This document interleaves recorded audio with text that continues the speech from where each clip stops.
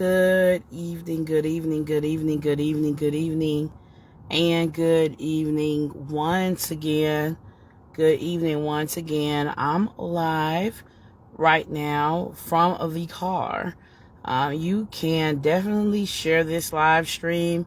I'd like for you to share this live stream with your family members. I'd like for you to share this live stream with your friends. I'd like for you to share this live stream with any groups that you are a part of, any groups that you've joined. That would be great. It'd be great for you to share. So share, and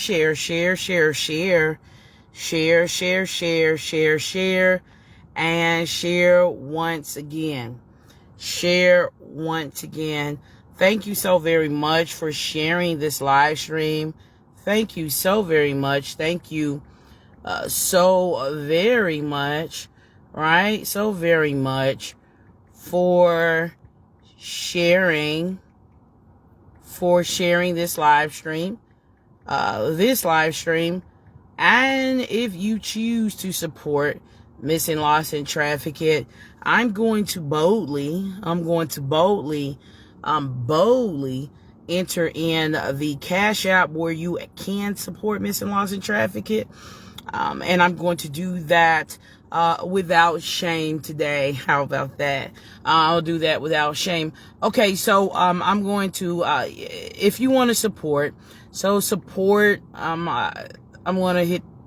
I'm entering this in. I will be uploading this video to Facebook later on this evening, and I will make sure that I put a note or enter a note for YouTube viewers to let them know that this video this live stream originally derived from a Facebook broadcast. So in case you missed this live stream and you don't want to have to go back to watch it on Facebook, it will be uploaded at some point later on this evening to Missing Lost and Trafficked YouTube channel. So support Missing Lost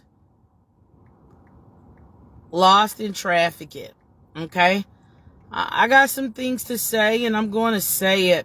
I think there's been a big misunderstanding as to who I am and what I do and what's happening with the broadcast and with the reporting and all of the hard work that is put into recovering people alive. I think there has been, again, a misunderstanding. And so I want to make sure that there is clarity. I want to make sure that my viewers, my followers, people around the country, around the world even, reaching out to me, reaching out to Missing Lost and Trafficked, asking for media coverage, asking to make something go viral. I want you to understand who you're reaching out to and what will take place once you reach out to me, okay? What's going to happen when you reach out to me, Pebbles, founder of Missing Lost and Trafficked, okay? What is going to happen? Because if you don't have an understanding of what's going to happen, when I began reporting on somebody you say is missing, you're going to get real upset with me real fast. The Bible says in all things get an understanding. And my mama say that God is not the author of confusion. Hello. So because I know that the Bible says in all things, in all of your getting, get an understanding. And I know that God is not the author of confusion. What I want to do to try to smoothen some things out from the very beginning, from the onset, because this organization is growing by large numbers, okay? I want to make sure that everyone who comes to visit Pebbles Bam Bam page, everyone who joins Missing, Lost, and Trafficked, you need to have a clear understanding as to what is taking place on this Facebook profile. You need to understand who I am. You need to understand what I do. You need to know a little bit about my background, okay? And that would help tremendously in maybe you're not having such a distorted view of what I'm doing and how I'm doing it, in the manner in which I'm doing what I'm doing, which is something called investigative reporting. Okay? So, I want to make sure that everyone understands. Okay? If you don't understand, it's easy to get very confused. All right, so what's the first thing that I have to touch on? This is a disclaimer. And I'm going to try to ensure that this disclaimer, it's not a long disclaimer. Okay. What I first want to touch on, my first topic, okay? My first topic of the evening. And I believe I wrote this down. And I want to make sure that I'm doing this in the order in which I entered the topics in the body of this Pacific live stream, okay? So, let's talk about a journalist versus a spokesperson. A lot of families who reach out to me, and families I reach out to, for some reason, I think they think that I'm their personal spokesperson. I know it kind of comes off that way. It may appear as though I am a personal spokesperson for a Pacific family, but I really am not. Really, I'm team missing person. Really, I'm team homicide victim. I'm team victim all day. Okay? Team victim, team missing person. Whose side am I on more than any one side? If I had to choose a side, it's going to be the side of the missing person I'm reporting on. It's going to be less about the family, and it's going to be more about that missing person that I'm reporting on. Again, I am not a personal advocate for these families. I have to come off this way and be blunt and be very, I can't sugarcoat what it is, because if I sugarcoat it, then you'll misunderstand what's happening. I am not a personal advocate. I am not the cousins or a relative of these families that I'm reporting on. I'm not reporting on the families. I'm reporting on the people they reported missing. Let's get that understood. I am not a personal advocate for the families I report on, the families who reach out to me asking me to report on someone who went missing. I am not a personal advocate. I'm not a spokesperson. Now, there is an activist out of Indianapolis. He's playing the role of a spokesperson. That's not the role that I'm playing. And there's nothing wrong with that. Okay. There's a difference. I'm a journalist. And if you don't understand what a journalist is, then I am going to ask you to Google journalism and journalists so you can understand what I'm doing. I'm doing what you see news broadcasters do on CNN. I'm doing what Nancy Grace does.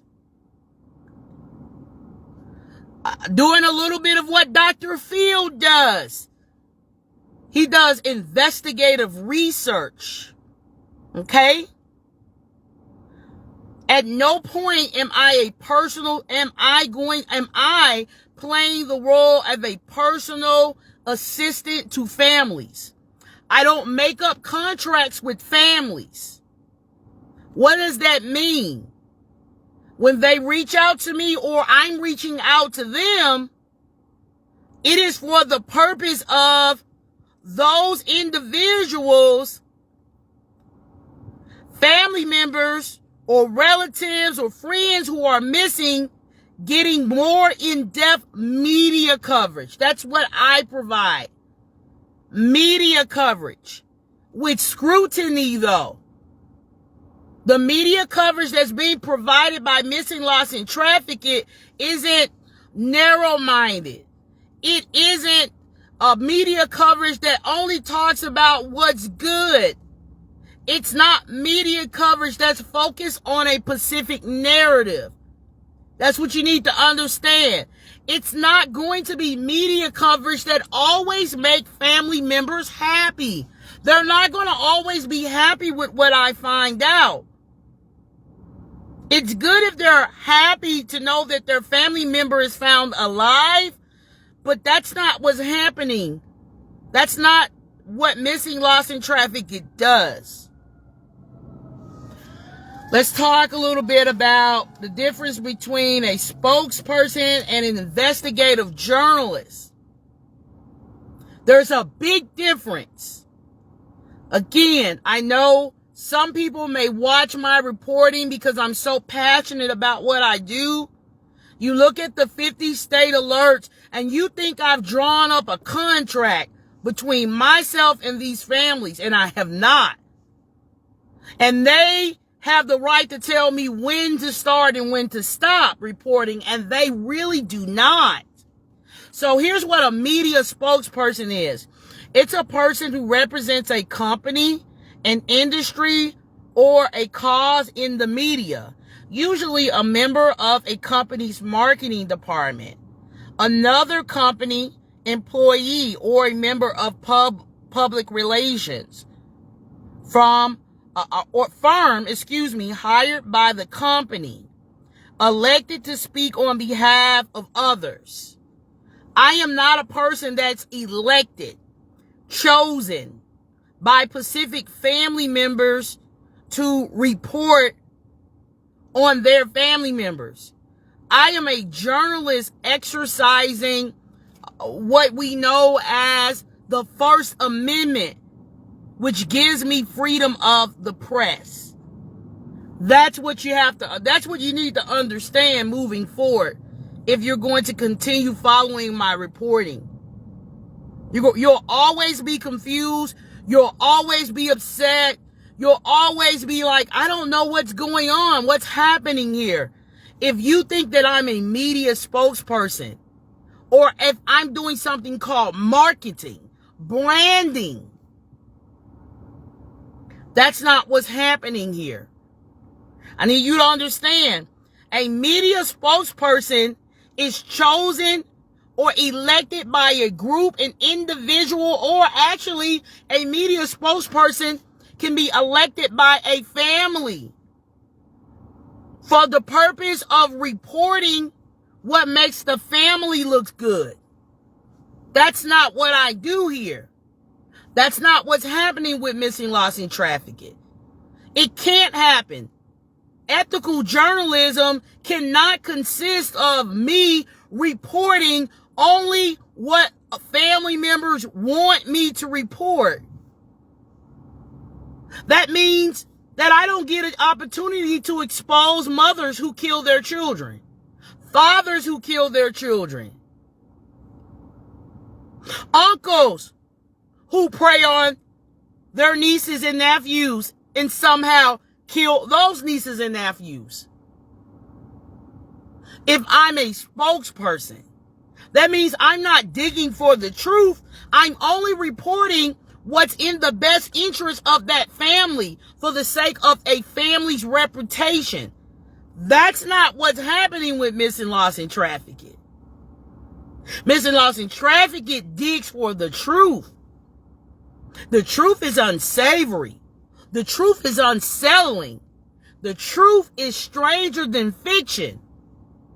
The truth is not all roses.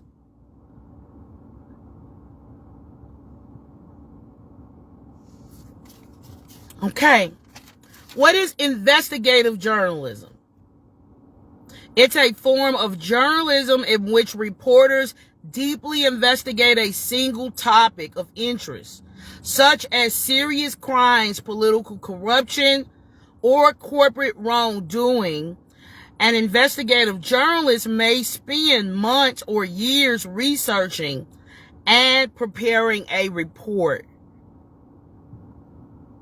What Pebbles does, myself, what I do, and what my organization does, and we do have an EIN number. It's a legitimate nonprofit media organization. We do this thing called investigative journalism, ladies and gentlemen. That means what is happening? There's significant amount of research and time and effort, energy being put into finding out what exactly happened to a person who has gone missing, or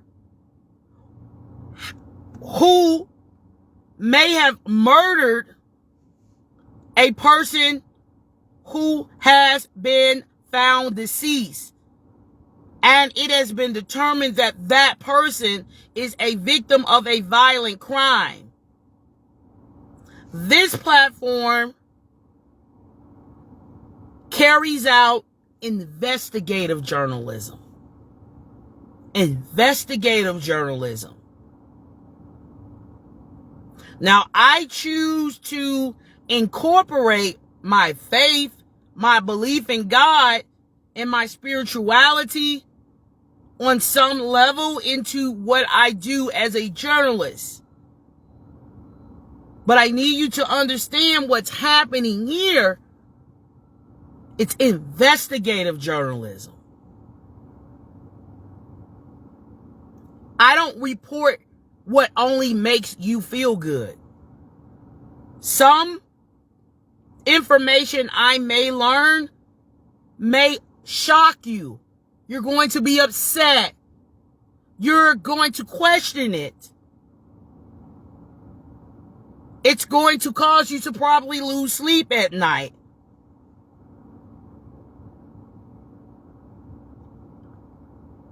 I wouldn't be a good journalist, a good investigative journalist, if all I did was start a live stream and say, they missing, she missing, her missing, him missing, help, help, help. No. That's not journalism. A journalist digs for the truth to figure out what happened, what contributed to a disappearance. Okay?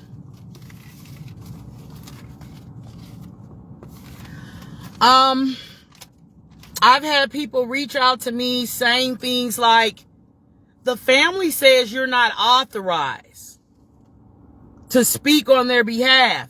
I don't need to be authorized because I have no binding contract with said families. I'm not a lawyer, an attorney, or a spokesperson with a written or verbal contract stating that I am elected to represent a specific family. So I don't need authorization from any family to report on any information that has been made public. Now, what they do in the shower, what they did in the bathroom 5 minutes ago, that's a private matter. You see how that works? What's posted on Facebook, what's posted on Instagram, what has already been published in the news, that is a public matter. You don't need authorization from anybody to report on any bit of information that has been made public, regardless of what that information or detail may be. Anybody can say pretty much anything about any subject on Facebook, because there's this thing called the Constitution and the First Amendment that gives you the right to do that. I like to see some thumbs up if you guys are understanding. You're getting a better understanding of what I do. Of what I do. Of what I do. What Missing, Lost, and Trafficked does. That's very important. The Bible says in all you're getting, you have to get an understanding. You got to. Okay? Does Pebbles need authorization to report on anybody, any public matter? I can't report on what you did in the shower, what you did in your bedroom. I wish some of you would just take some communication and journalism classes. Then you'll understand a lot better. If you're just not really getting the understanding from listening to me. No, I don't have a right to report on what you did in your bedroom and whether you did number 1 or number 2 in the bathroom. I can report and provide commentary and even give my opinion legally. And even give my opinion on any information any family has chosen to make public. Okay? So I hope that we understand the difference between a spokesperson and a journalist. And I'm hoping that you understand that the First Amendment to the Constitution gives me the same right to report, provide commentary, and give opinions as it does your local news reporters, you favorite YouTube content creators. I have the same rights that they have. They give opinions as well. Some of them are biased opinions, but they have that right. It's nothing illegal about providing your opinion on information having been made public. Okay. Let's move on. I want to talk about donations. For some reason or another, I don't know why. I don't get it and I don't understand. I have people in my messaging me trying to tell me that I should not ask for donations. That I'm scamming because I asked for donations for an independent media broadcasting company, which is what this is. Again, I have an EIN number registered to the IRS. For some reason, I have individuals taking time to tell me I shouldn't ask for donations, all the while they haven't given me as little as 25 cents. Telling me that my heart is not in the right place. Telling me they thought I was trying to help and I'm trying to make a profit. These are the messages being sent, and I block every last one of them. Every last one of those ridiculous messages. First of all, let's talk about donations. I watch many of you send donations and pay for stars to see people apply makeup on Facebook. Let's talk about donations. I watch many of you send in donations and pay for stars to watch somebody dance, a good dance routine on Facebook. Let's talk about donations. I watch many of you. Let's talk about donations. Donations.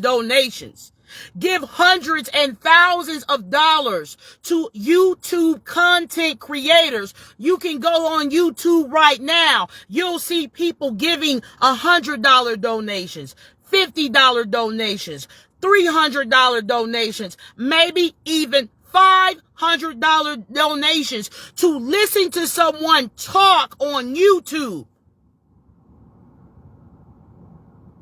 These people have done nothing to make the world a better place. But you give them hundreds to thousands of dollars monthly. Some of them earn hundreds to thousands of dollars in a single live stream off of many of our folks. Just because you like what they said. And then you have the nerve to message me when I sit up all hours of the night, reaching out to police chiefs, detectives, talking to sources, 3, 4, 5 in the morning, listening to people call me, breaking down, crying, because they don't know where their family member is, begging me to give their family member more coverage. And you have the nerve to message me when you sent me nothing. You sent nothing. You sent nothing. You have the nerve to message me and try to shame me into taking my Cash App down when you aren't sending anything anyway. Okay? Let's get that straight. Any media organization that is going to be successful have to have some sort of funding. You can't be broke. CNN can't be broke and have the impact that they have. MSNBC can't be broke and bankrupt and have the impact that they have. Your favorite YouTube content creators, the very ones you send $100 to, $50 to, they can't be broke and have an impact. Whatever that impact is that they are wanting to have. The impact and the aim of Missing Lost and Trafficked, however, is to try to find people alive. What I do is put my life on the line. I've gotten threats. I'm surprised I'm still here. I'm still living. I've gotten threats, serious ones, reporting on your missing family members. Somebody could have found me, tracked me down, and took me out of here. And if I kept on going with Mikalyah, I just know that I might be out of here sooner than later. And you have the nerve, when you send nothing, to try to tell me I shouldn't ask for donations so I can expand what I do. And in the same breath, you see how the hypocrisy of it. I shouldn't ask for donations to expand my media organization so I can create an alert system that's going to be more effective and efficient, but you're begging your local news stations, the ones that do have the funding, they're getting money. They're not doing what they do for free. You think news reporters work for free? They don't. They get a salary.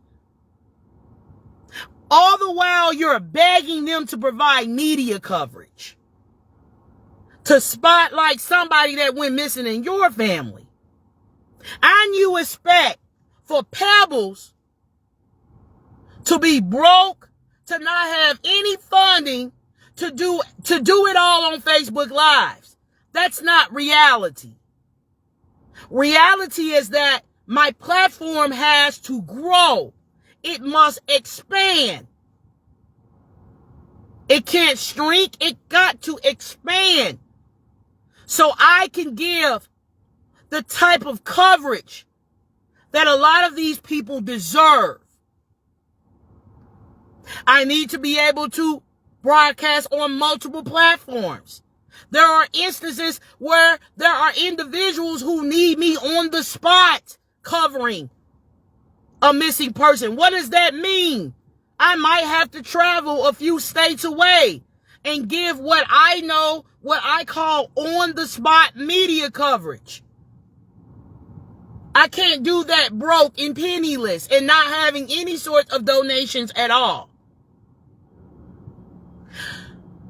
Do media organizations operate on a budget of zero? No, they don't. And anybody with common sense would know that that is just the reality of things.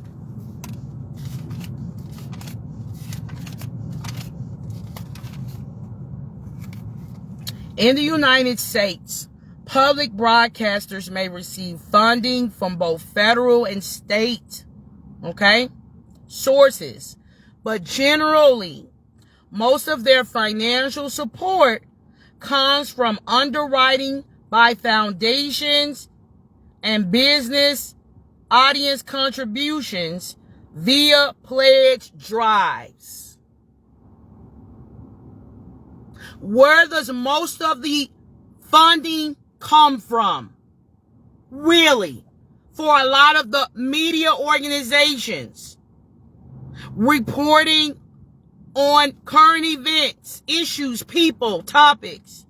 It comes from audience contributions, private donations, or pledge drives. And whether you like it or not, that is the same reality of things for Missing, Lost, and Trafficked. For Missing, Lost, and Trafficked to thrive and to be successful, Missing, Lost, and Trafficked has to accumulate some sort of revenue of some sort. And that's just the reality, ladies and gentlemen. It can't be the reality for everybody else and then not the reality for Pebbles or Missing, Lost, and Trafficked. How is that? How does that make sense? Missing, Lost, and Trafficked needs no sort of donations at all, but everybody else does. And there's no problem with that. It doesn't make sense, does it? Let's talk about scamming allegations. I want to talk about scam. You might want to tag some people into this live stream. I'm talking about scamming allegations.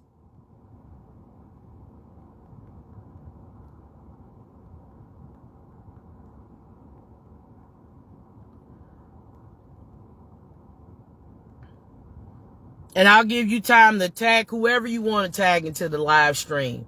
Scamming allegations. Here's what a scammer isn't going to do. A scammer is not going to go live and call a police department while live, show everyone that they're talking to the police regarding a missing person. That's just something scammers don't do. Scammers don't do what I'm doing right now. They generally don't like to show their face. Scammers don't do that. Scammers are not going to go live, discuss a missing person, and show everyone what they look like. Scammers reach out to families and say, hey, I got information. Can you pay me about $50 and I'll give you that information? Scammers say, hey, you say your niece missing. I'm holding your niece for ransom. If you give me this amount of money, that's what a scammer does. I'll give your niece back to you. That's what scammers do. Scammers want nothing to do with the police. Scammers don't take time to email an entire police department, screenshot said email, and post it for the public and the world to see. Scammers are not doing that. Scammers don't go out looking for missing people live. Many of my supporters who've been supporting me over this past year have watched me look for missing people live. Scammers don't interview parents of missing children, aunts of missing people, uncles of missing people.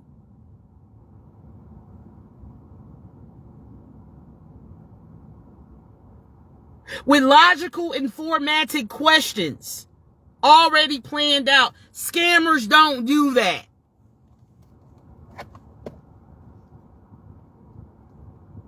Yeah. Scammers generally promise you something in return for a payment, an instant payment. That is what scammers do.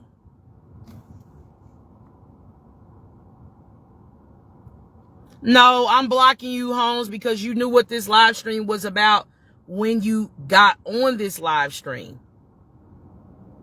And you chose to join it anyway.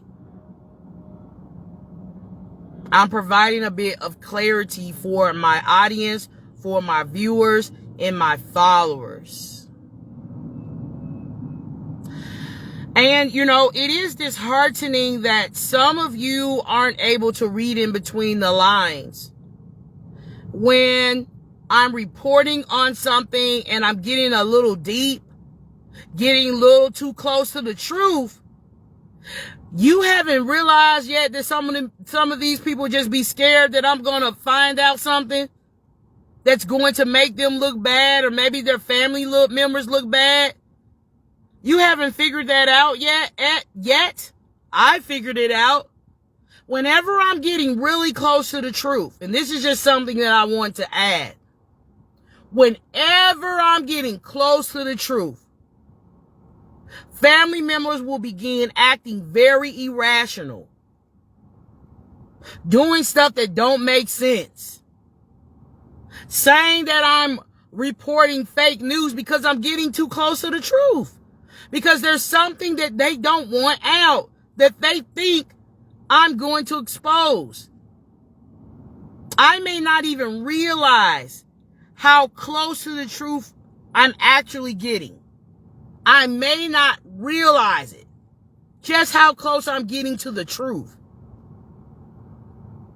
To some embarrassing detail. And generally what happens is I'm reporting on a topic, a subject matter of some sort, and I'm getting, and I'm really digging. I'm reporting on some information, and a family member may get upset or afraid that something is going to come out. They don't want to come out. So what is the first thing they're going to do? They're going to slander me instantly. They're going to lie.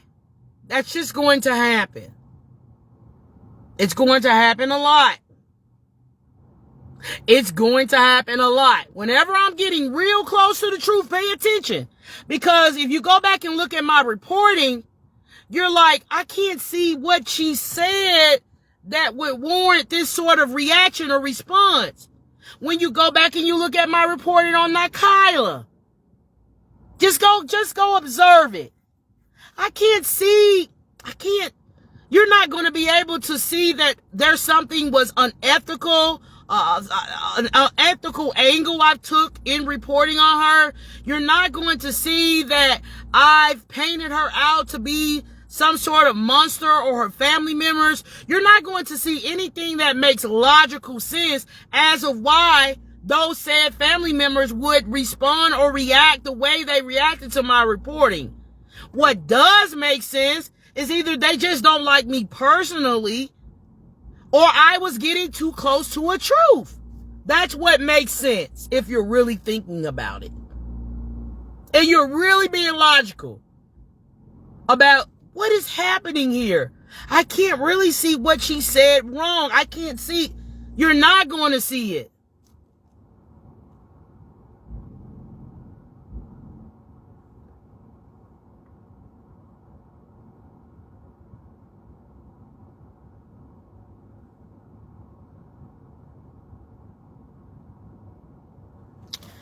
So, with that being said, I'm going to go ahead and end this live stream.